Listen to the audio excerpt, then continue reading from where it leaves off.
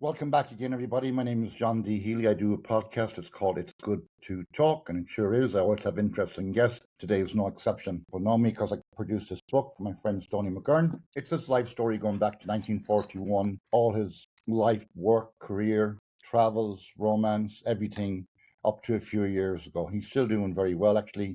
Being born at 1941, I guess that makes him a birthday coming up soon. He'll be 83. My sponsors are Liffey Van Lines. They're a moving company here in New York City, and they've been around longer than the New York City Marathon, running very smoothly. Some big events coming up, and I'll come to them at the end of this podcast. I always give a shout out to Paddy McCarthy from the Irish Examiner USA. That's where we get a lot of information about events coming up through the year here in New York area, especially coming into March, St. Patrick's Day and that. But now I want to get right away to my guest, Kelley Mondesire.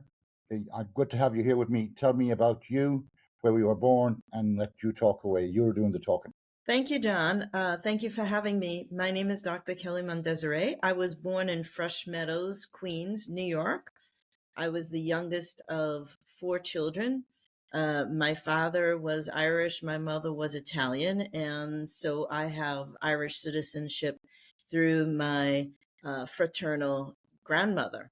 I was educated at St. John's University with a degree in economics and marketing. My first job was selling ocean freight consolidation space to Far Eastern importers, and I was a bit of a day late and a dollar short to get into that game, and pivoted into the wonderful world of television, where I eventually became an executive producer, graphics producer, while I was designing complete network looks and Super Bowl commercials and a lot of what you saw in sports during the 90s. I went back to school and obtained my master's degree in fine arts with a concentration in sculpture. I have exhibited my works worldwide, primarily in Europe and the United States.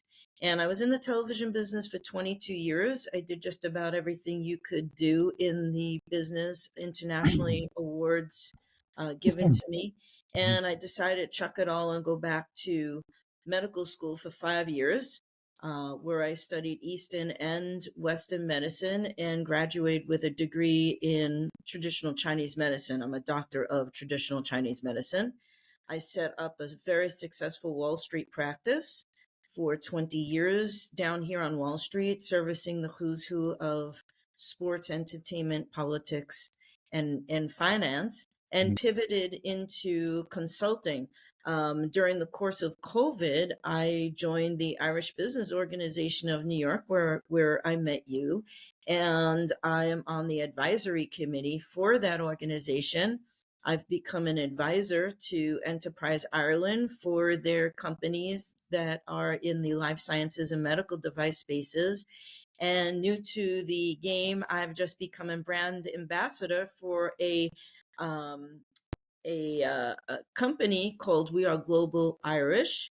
It's a digital platform which will have its launch in the coming next month or two. So I think that's kind of about it. Very good news. Excellent news, really and truly. Nice to see progress. It must have been a big decision to leave the world of television and go back into some totally different career. Did it take you much thought to do that, or had you enough of the TV world? I had had enough of the television world of literally spending 22 or more hours per day in a dark edit room. And I always wanted to be a physician growing up, and I just decided it was that time. My production company was one of the 6 worldwide in the early 90s to bring proprietary $1 million machinery into the world and realm of Macintosh and Adobe. And I was a beta site for many of those companies for many years. And when my former business partner and I received many international awards, the year we brought editing, graphic design, 3D design to network television, I saw the writing on the wall and I said, okay, do I want to be involved with this for the next 20 years of my life? It's a very young industry. Or do I want to move on? I've done everything I can do in this industry. I decided it was time to move on.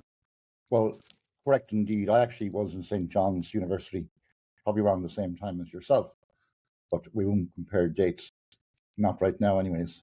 But I studied marketing there too. But tell me a little bit more about you, you transitioned over from the television to the medicine, and was the art you mentioned the sculptures? Was that like a hobby on the sideline, or did you make it into some kind of a cash flow situation as well? My mother was an artist and always encouraged art classes, and we never wanted for art supplies in the house.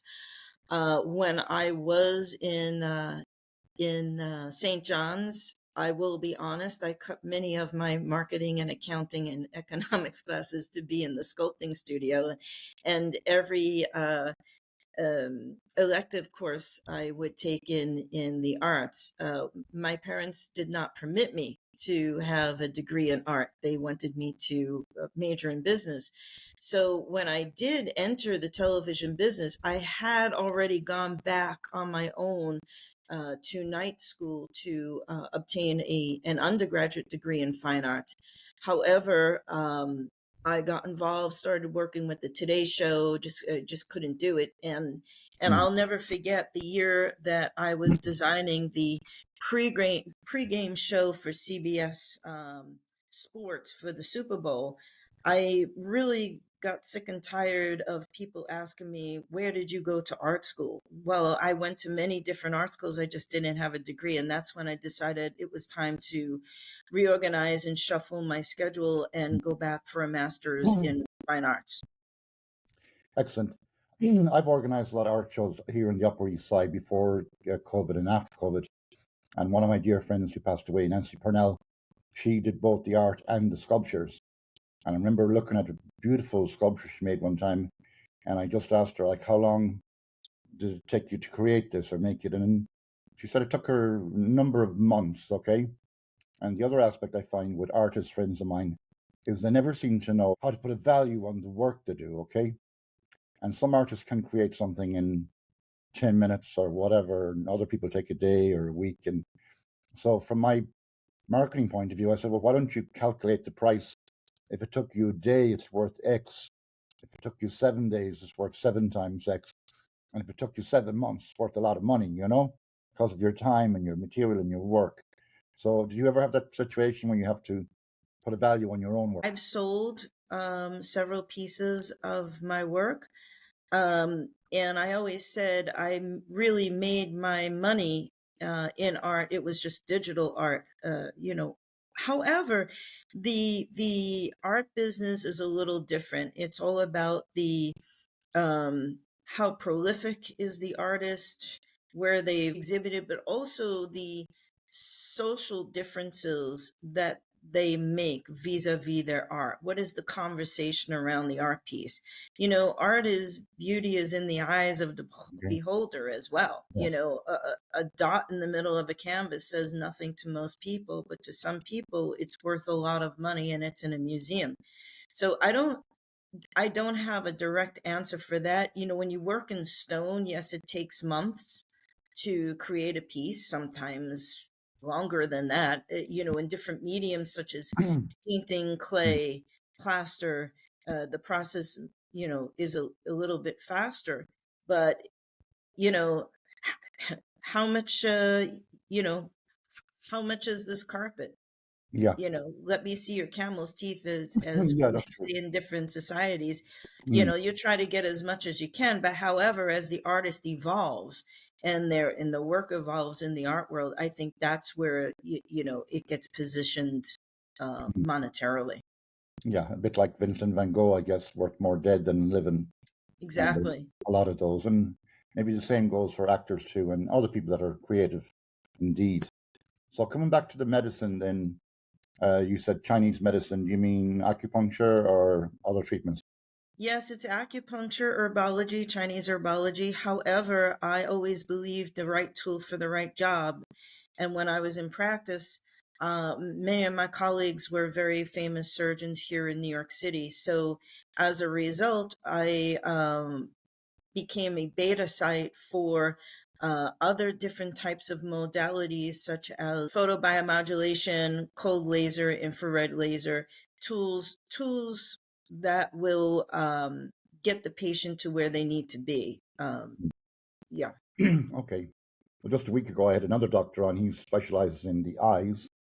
And at the end of the conversation, we did talk about eye transplant. And he said you can actually have a part of your eye transplanted. But that's a good podcast if my listeners would want to tune in to that one.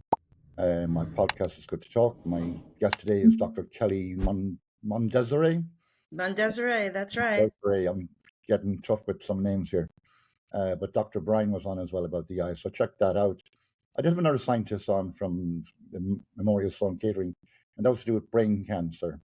And I did have a question for him about the various types of cancer, various treatments too. And I met an older gentleman, I was telling him, who had beaten several cancers. And the older gentleman, I asked him what he put it down to. So he said, science, doctors, and God.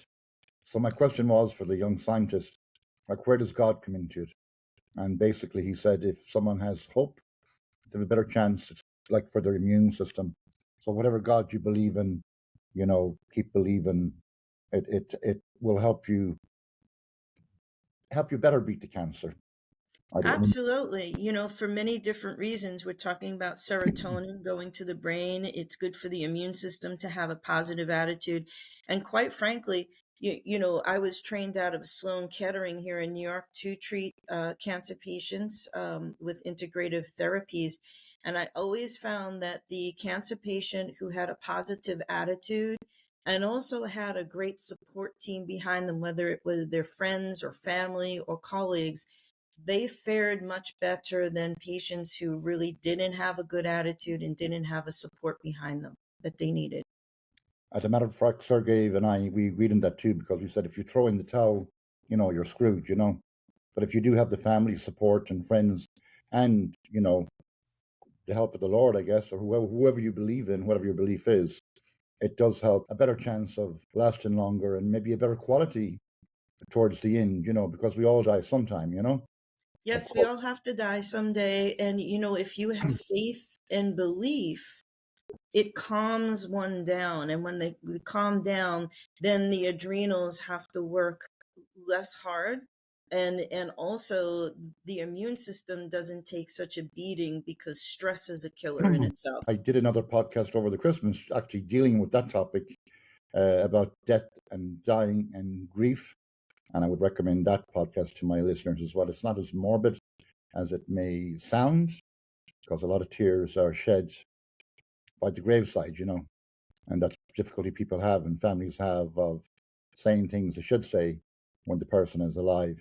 It's too late when they're gone. So what else can we talk today about in your world? What's going on for the future? Tell me more about the event coming up with the Enterprise Ireland. Oh, well, Enterprise Ireland, I'm an independent advisor for them. So I have two clients that are in their most recent cohort. One is in wound care. The other one is in medical device for wound care, that niche.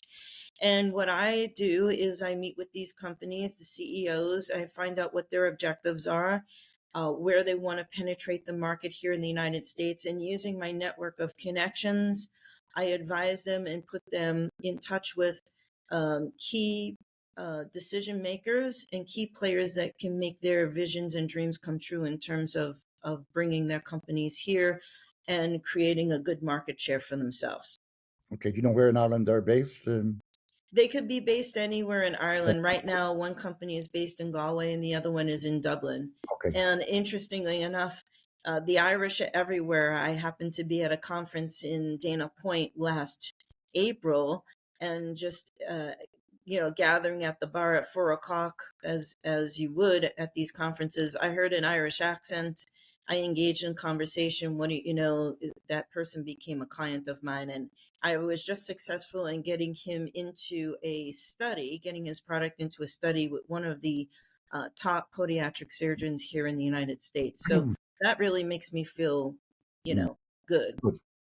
Well, I'm proud to hear that success. That's a success story in itself, and you should be very, very proud of it. Ireland, indeed, is home to many of the medical research, especially Galway, indeed Mayo, and all that. And I think before the pandemic, we were one of the biggest producers of the ventilators. Yes. And indeed, I think that was a Galway company as well. And of course, the original Pfizer was based in Cork. And of course, their business has grown and grown and grown. And then other companies all over Ireland dealing with from hearing aids to other health issues or in health products, indeed. So Ireland has a big success rate in that, indeed. So keep me informed about that when it's coming up. I'm a member of the IBO like yourself, and I do tune in to their podcast with Martin Nutty and John Lee. They do a nice podcast too called Irish Stew. And Paul Finnegan, of course, has his own podcast, Centerpiece. So we're not in competition. We just hang our clothes on different clotheslines, as I like to call it. Maybe a different style, but nonetheless interesting. I enjoyed Irish Stew podcast recently with a guy from Broadford, County Clare. And his name evades me because his uncle is it's Vincent Brown, a journalist. So George Brown is the nephew, and he's working here, I think, for the New York Times. So lots of success stories coming out and lots of good events. Anyone that needs to know more about the IBO, they have 4 events every month, and they apply to anyone, any age, any group, male or female, young and old. And it's a good place to, after all, as you said, that's where I met you. And here we are talking. So anything else you'd like to add, Doctor, to today's discussion? I would encourage anyone to join the IBO New York. It's a great organization, as you've said, and I've benefited greatly, personally, professionally, and look for us during the St. Patrick's Day parade. And interestingly enough, John Lee is going to lead us, the IBO of New York membership, in the parade line this year, and we have a great party afterward. We also have Sober St. Patrick's, which is a fantastic event. There's a lot going on in the Irish community. I call it the going Irish on, yeah. invasion, and Yeah, it's all good. I've marched every year with the IBO, but this year I'm committed to marching with the Mayo Society because my sister is going to be the Woman of the Year for the Mayo Society. So that's a big dance coming up in March 9th. Great. I'll be putting out some details on this podcast as well after about that. If people want to buy an ad in the journal, I think an ad is only $100 for a full page. And there'll be more information about the dance on the Irish Examiner USA, thanks to Paddy McCarthy. People can find out more, the location of the dance, and if they want to buy an ad in the journal or support it in any other way. And the Mayo Society will be strong, and they're going up early this year. So, but we'll meet, no doubt, for a drink to celebrate St. Patrick's Day. Give me your information so people can know where to contact you before you leave me on this. Okay, well, you can all find me at White Wolf Advisory Services, www.wwasco.com. I'm on LinkedIn. You can email me at info@wwasco.com. And if you're interested in joining the IBO New York, just shoot me a message and I'll get you connected. It's a great group. Join us, one and all, and we are always interested in speakers for events. John, you should speak at one of our events. Thank you. Yeah, and that's about it. I have referred people to speak at the events. I did a podcast with another lady before Christmas, and that was dealing with how to prevent suicide. Pretty tricky topic, but she was a very interesting woman, and I would recommend that we get her on a speakers list as well to explain, because it's good to talk about stuff like this, and we all know someone that has died from suicide, unfortunately. But yes, but thank you for the invite. I might take you up on that. It's like throwing, yeah, let's talk to the powers that be and make that happen. Yeah, it's like throwing bouquets here. So it's a pleasure to have you indeed on today. It was good to talk, and it is good to talk. Thank you, John. My pleasure. I usually sign off in my native language, which is Gaelga. So I say Slán Abhaile, which means goodbye for now. I say Scéal, which means a story. Scéal Ella means another story. Agus Gora Mahagut means thank you very much. And Slán, okay? Slán Abhaile? Thank you. Thank you, Doctor. Okay, bye-bye.